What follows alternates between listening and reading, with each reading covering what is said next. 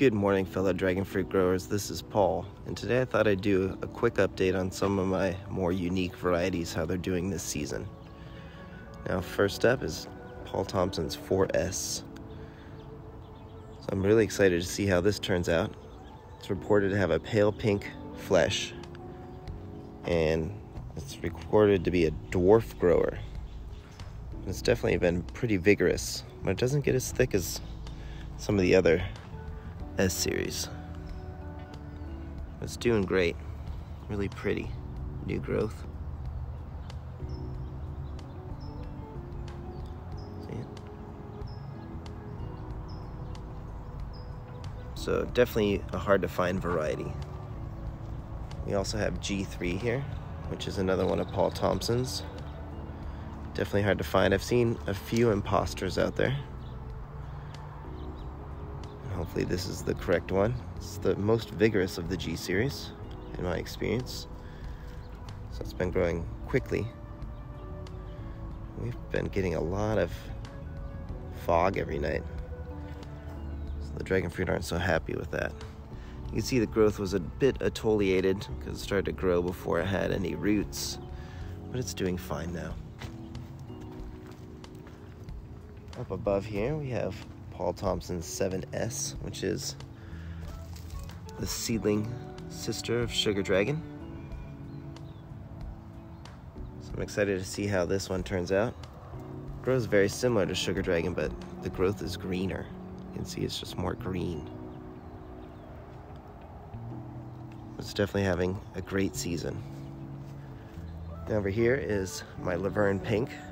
I'm calling this Paul's Laverne Pink, not because I need a variety named after me, but because it's definitely different than what Spicy Exotics sells as Laverne Pink. You can see how long the thorns are on mine. It's most likely a seedling. You can see down here the original stem, very round, like a seedling would be. Now this thing has been putting out a lot of growth, but it has produced one fruit. And this was my favorite fruit to eat last season, so I'm excited to see how it turns out. Now, I also have a few more over here that are pretty hard to find. Here is Paul Thomson's 6S. And this one just wanted to produce buds, flower buds for me this season. But it's getting some growth now. And I'm really excited to see how 6S turns out. It's gonna top the trellis this fall. So the 6S. Over here is Hyloceus Lemuria. If you notice, it looks a lot like Pelora. Has some similar traits to it, the growth, I should say. Very beautiful, interesting variety. And the flower is supposed to be really unique. Over here is Jade Red. It's doing great. And then I'll show you one more today. It's right over here. I'm really excited about this one. This is Nambian Orange. Now, funny story about this variety. Nambian Orange is not orange. It's actually going to be a pink-colored flesh.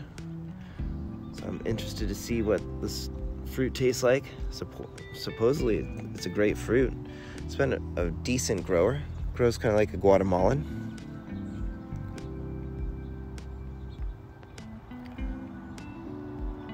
So I had 2 cuttings, and now I have, I think, 4 or so. A little skinny, but they're gonna do just fine. Oh, and one more thing, I thought I'd show you this. I have a 5S here, and in Paul Thomson's book, he describes it having long spines. Now, I'm not sure if that's on the fruit, but the way it was written, it seems like it was long spines on the branches. So I found that really interesting, and that this one has been labeled different than Purple Haze. And it grows different too, so this is 5S. And last but not least, this one is Panama. Definitely an interesting looking variety. Don't know much about it. Panama. Really little spines, and it does put on a coat. See? Comes off easily though. All right, there you go. There's a few of the unique ones here.